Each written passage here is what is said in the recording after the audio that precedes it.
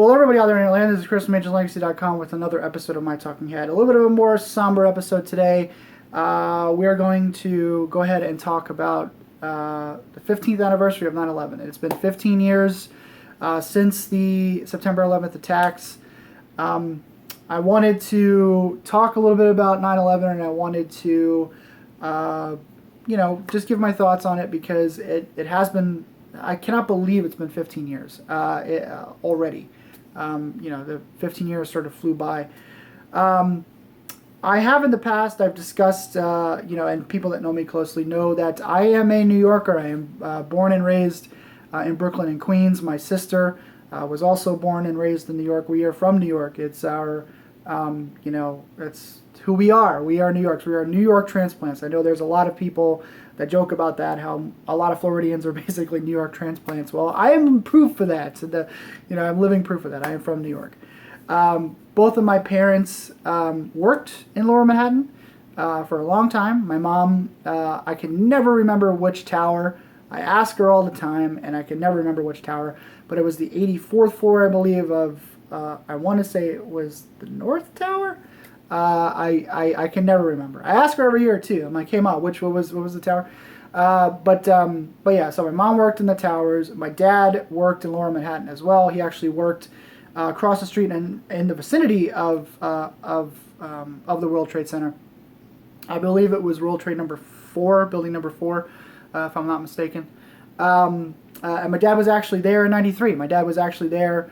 Going to work on the morning when the towers were bombed the first time back in 1993. He had just gotten off the PATH train and was making his way into his building when the explosion happened, and a bunch of the windows in his lobby were had blown in and whatever. We actually lost. We were living in upstate at the time. My dad used to commute back and forth from upstate to Lower Manhattan via train. A bunch of trains, really. He would take I believe it was an Amtrak from upstate, take that into the city, and then get on the subway, and then get to his building that way. But we actually lost a TV signal that morning because at that time a lot of the television signals were bounced off the top of those giant dishes that you saw on the towers. And when the explosion happened, we sort of lost signal. So we really didn't know what the hell was going on. And then I believe it was my aunt, gave us a call and told us what had happened. And we actually didn't hear from my dad until about 8 o'clock that night. It took a long time for us to actually get a hold of my dad. But of course he was fine. I also want to talk a little bit. I mean, everyone has the story about where they were, what they were doing, and all that stuff. But on the morning of 9/11, I was actually sleeping. My father had tried to call me. My phone kept going off, and I remember I was pretty much fresh out of high school. I was almost a year out of high school, and I was. I just wanted to sleep. And my dad, like I said, kept trying to call me, and I kept ignoring the phone call until finally I got up and I answered the phone. He was like, go downstairs and this is what's happening. And I remember, when I first got downstairs and I turned on the television, I didn't know, I was still, I don't know if it was sleep twilight or whatever, but I was so confused as to what actually was occurring. And even at that moment, I was like, I didn't know, if it was real, if it was an accident, and I remember asking my dad multiple times, was this an accident? And he was like, no, there are more planes. And then, the first tower had already fallen by that point as well. And, I was like, just like everybody, kind of in a daze, watching the coverage. I spoke to my mom that morning. My mom was upset because, I'm sure, like a lot of people were, but, my mom's, her connection to the towers. I mean, she worked in those towers for many years. And we were, like I said, we are New Yorkers. We had extended family that we had not talked to in a while. I had a cousin that actually went to Stuyvesant High School, which is that high school that you saw in a lot of the news coverage that morning in Lower Manhattan. I believe at one point that there was all sorts of rumors and speculation about there was a bomb in there. in that school, and it was, but they actually went to that high school. So I mean, we still had connections, but we didn't. A lot of our extended family, we had not reconnected with it after we moved to Florida. That's a longer story. But yeah. So and that day, I remember the first person I called was a good friend of mine, and we had it was we had this weird sort of connection about things like this or whatever, and we hung out that day. That was we were together pretty much the entire day. Whether it was my house, we stopped by the mall. I used to work at a mall in South Florida. At that point, the store that I worked at was still open. A lot of the other stores around the mall had closed. We drove around a lot that day. Remember, we listened to the radio a lot. Most of the radio stations had ceased their music and were just talking about the news and all the press conferences and stuff. And I remember vividly sitting in a McDonald's parking lot during one of George Bush's press conferences. I can't remember if it was the first one or the second one. I think it was the second one that day. But after we went back to his place and we sort of watched the coverage from there, I remember watching Building 7 come down later on in the day at his place.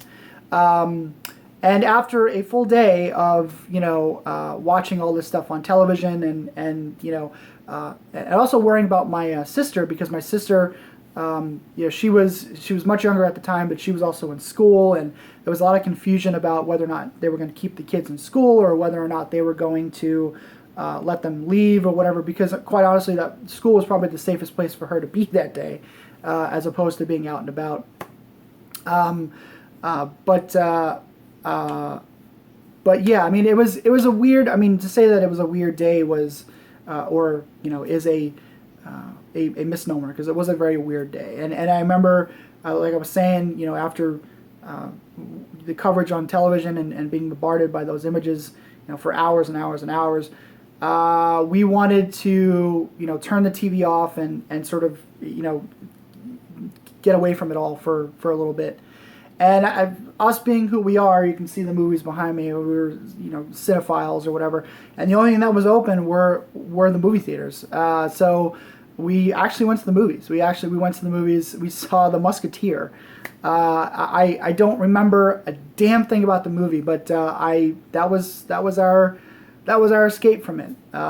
Because it was the only thing that was open aside from the restaurants. But we wanted to, take our minds off it. I remember also we went home that night. We watched Memento. I do remember that as well. And that night was also weird because obviously they had grounded all the planes. And it was, you had this eerie, especially being in South Florida, this really weird and eerie silence, aside from the one or two, because Miami was one of the cities that they had the planes were circling above, overhead, the F-16s or whatever, and you would have this eerie silence, and then all of a sudden you'd hear this F-16 go by, or one of these bigger military-style planes. It was just a very weird and eerie night and day, really.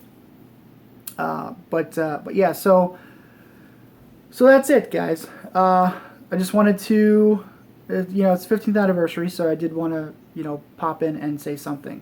I'd be amiss if I didn't, because, like I said, as a New Yorker, I do, try to keep 9/11 fresh in my mind every year, because of, my family history and stuff like that. So yeah, and just be extra nice to people today. I tell her, every year I always just, that extra little thank you or that extra little hey or whatever goes a long way, because you never know. Sunday the 10th, was a very different day than the morning of September 11th. Changed everything, and changed the course of, time, basically. But anyway, that's it, guys. I will talk to you later.